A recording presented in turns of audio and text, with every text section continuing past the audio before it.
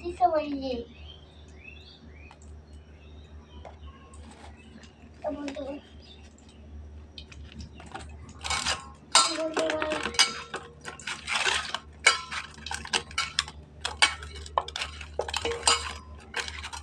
মাখাবো ভালোভাবে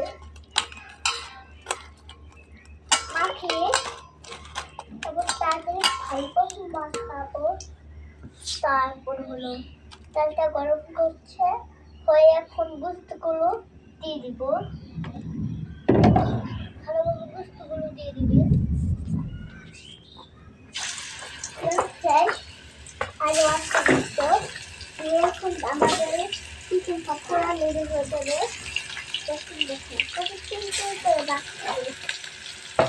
ওয়াও, চ্যানেলটা তাড়াতাড়ি বেরিয়ে যাচ্ছে।